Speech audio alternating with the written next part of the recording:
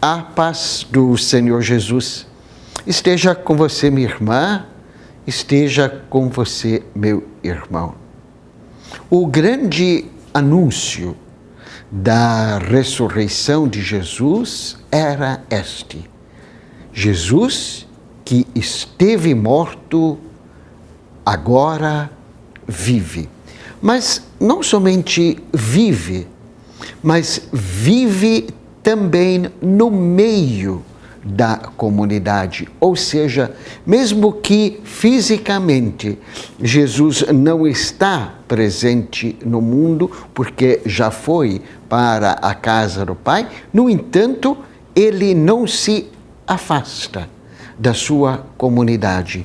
Vive no meio da comunidade, acompanha a comunidade, um acompanhamento de alguém que está presente. E a liturgia pascal, liturgia desses 50 dias que seguem a ressurreição, tenta não somente reforçar, mas fazer uma catequese a respeito desta presença viva do Senhor Jesus Cristo.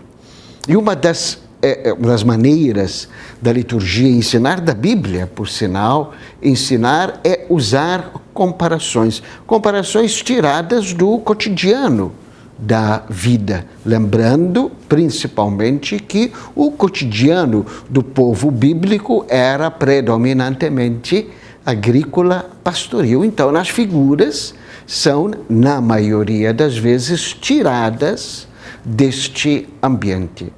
E uma das comparações, uma das figuras mais queridas, mais repetidas até na Bíblia, é a figura do pastor. Claro, entende-se por que se recorre a esta figura do pastor, uma vez que o ambiente era predominantemente pastoril. É importante, inclusive, insistir que quando a Bíblia fala das lideranças, tanto religiosas como políticas, lembrando que ambas as lideranças se confundiam na cultura judaica, ela usa a figura do pastor.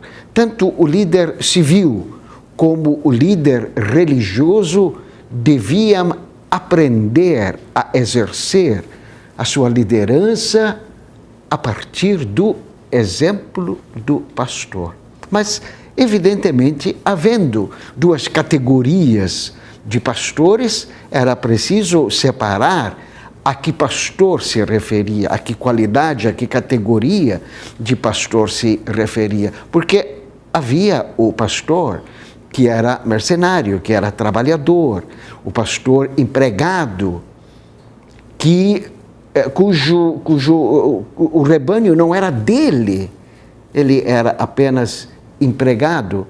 E sendo empregado, não sendo dono do rebanho, ao ver alguma ameaça contra si, especialmente, simplesmente abandonava o rebanho, agindo mais ou menos neste esquema: não é meu mesmo o dono que se cuida. Jesus recorre a esta figura do pastor, a estas categorias de pastores, para falar do relacionamento que ele queria ver existindo entre si e seus seguidores. E aí, Jesus sai com esta declaração: eu sou um pastor bom. Esquecem o mercenário, esquecem o pastor empregado, que quando vê ou sente alguma ameaça, abandona o rebanho pelo simples fato de que o rebanho não é dele. Eu sou um pastor bom porque me importo como o meu rebanho. O que atinge o meu rebanho, atinge a mim. O rebanho é meu. A Bíblia repete muitas vezes esta belíssima frase, né? Deus trata o povo como dele, mas não dele como se ele fosse um despota, mas dele como se fosse alguém assim que ama profundamente. Para a gente entender a comparação e entender também o alcance dela, é aquilo que acontece conosco no dia a dia, quando, por exemplo, alguém tem um objeto que estima muito, e se uma outra pessoa chegar perto para tentar mexer ou fazer alguma coisa com aquele objeto, ele já escuta esta observação: olha, não mexe naquilo não, porque fulano tem um ciúme desse aqui. Ou seja, não quer nem sequer que se ponha a mão, não quer nem sequer que este objeto corra risco de ser danificado. Este ciúme bom, de querer proteger, de querer salvar, é meu. E por ser meu, não aceito e não admito que alguém venha machucar. E esta defesa do rebanho, esta proteção do rebanho, este zelo pelo rebanho chega ao extremo, no caso de Jesus, dele dar a vida. Eu dou a vida pelo rebanho.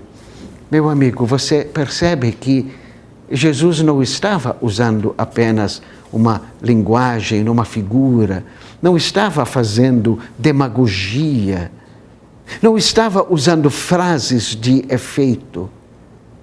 Ele estava falando a realidade verdadeira.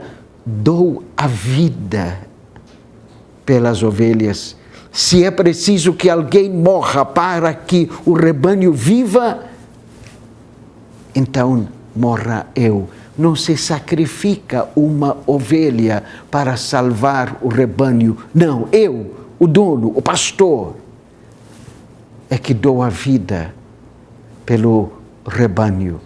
Se a gente parasse a figura, a comparação aqui, nós já teríamos elementos suficientes para uma reflexão mais aprofundada e entender o tipo de relacionamento que Jesus quer que exista entre nós, seus seguidores e Ele.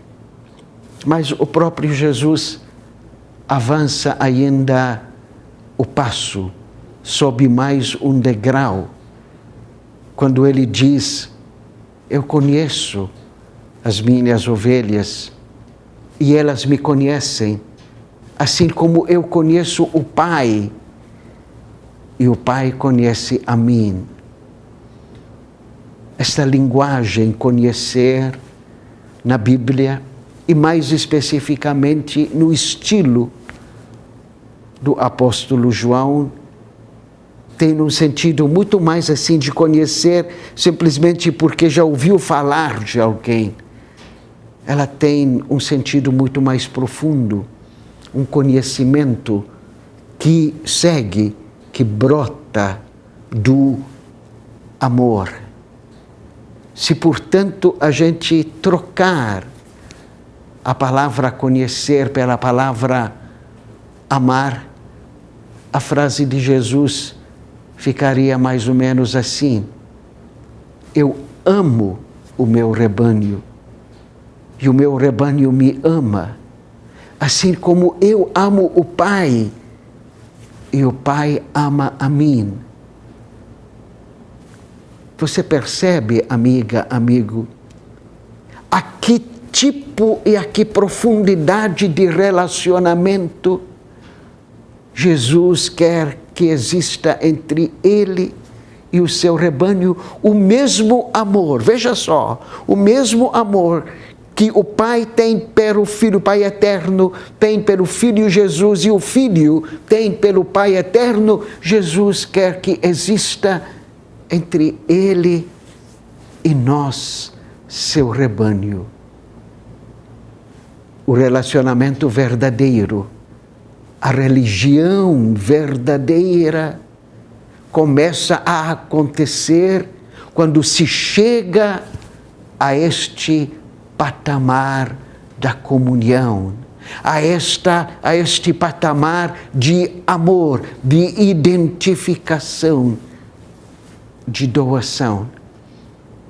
E aí fica muito fácil a gente entender. Sem este patamar, tudo aquilo que diz respeito à religião vira imposição, vira obrigação, vira um tédio.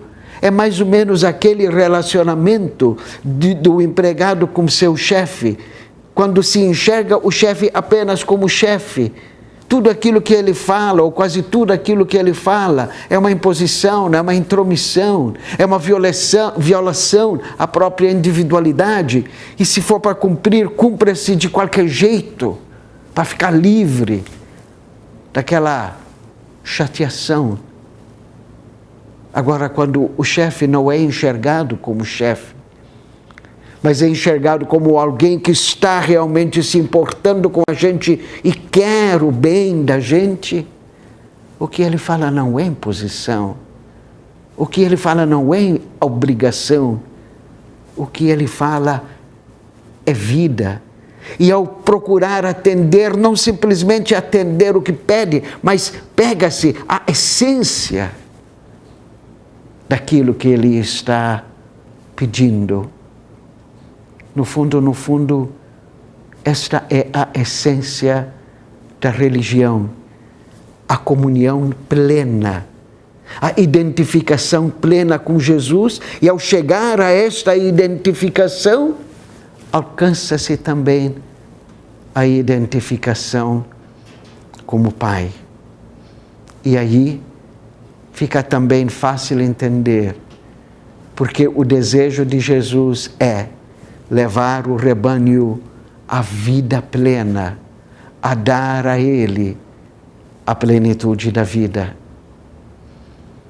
Com que grande desejo, com que grande vontade a gente pede para que o Senhor, na condição de bom pastor, continue velando, protegendo, se importando conosco, seu rebanho. A paz do Senhor Jesus permanece com você e com todos aí em sua casa.